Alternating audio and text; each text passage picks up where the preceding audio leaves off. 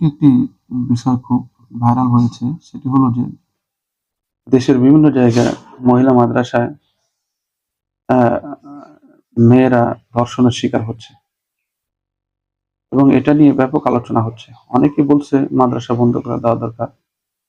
আবার কেউ বলছে যে না, এটা কিছু সংস্কার দরকার। এটা আইনের মধ্যে আনা দরকার। আসলে যেকোনো জিনিসের আসলে অ্যা ব্যক্তিগত সমস্যার কারণে সামষ্টিক প্রতিষ্ঠানের উপরে দায় দেওয়া কিন্তু ঠিক না। সব ক্ষেত্রেই। কারণ অঘটন কম বেশি স্কুল, মাদ্রাসা সব জায়গায় কম বেশি কিন্তু ঘটছে। হ্যাঁ? এক্ষেত্রে দেখা দরকার যে কোন সমস্যার কারণে এই জাতীয় সমস্যাগুলি সিরিয়াস হচ্ছে এবং নারীরা ধর্ষণের শিকার হচ্ছে।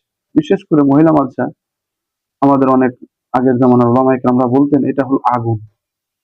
যারা আগুন নিয়ে খেলা করবে, হয় সে আগুনকে নিয়ন্ত্রণ করবে, না হয় সে নিজেই কিন্তু আগুনে পুড়ে ছারখার হয়ে যাবে।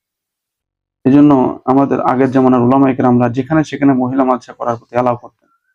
এখন তো যেখানে সেখানে মহিলা মাদ্রাসা হচ্ছে, কোনো নিয়মতান্ত্রিকতা নেই। হ্যাঁ? এজন্য এই মাদ্রাসাগুলি নিয়ন্ত্রণের মধ্যে আনা দরকার। সিস্টেমের মধ্যে আনা দরকার। তারপরে বাংলাদেশের শীর্ষ ওলামায়ে কেরাম এদের মাধ্যমে একটা বোর্ড গঠন করা, গভর্নমেন্ট সহ এটাকে তদারকি করা। হ্যাঁ? আর এটার সিলেবাসের কারিকুলামও কিন্তু চেঞ্জ করা দরকার। হ্যাঁ?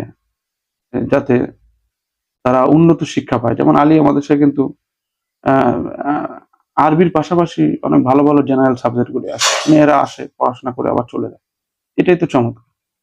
কেন মেয়েরা এই আবাসিকই থাকবে? পরবর্তীতে তারা বিভিন্ন নির্যাতনের, ধর্ষণের শিকার হবে। এজন্য আমরা আসলে সমালোচনা করব, কিন্তু গঠনমূলক হওয়া ভালো। একদম পুরা প্রতিষ্ঠান বা প্রতিষ্ঠানকে খারাপ মনে করা, পুরা এই মাদ্রাসাগুলিকে সবাইকে ঢালাওভাবে খারাপ বলা, এটাও কিন্তু ঠিক না। ঠিক আছে?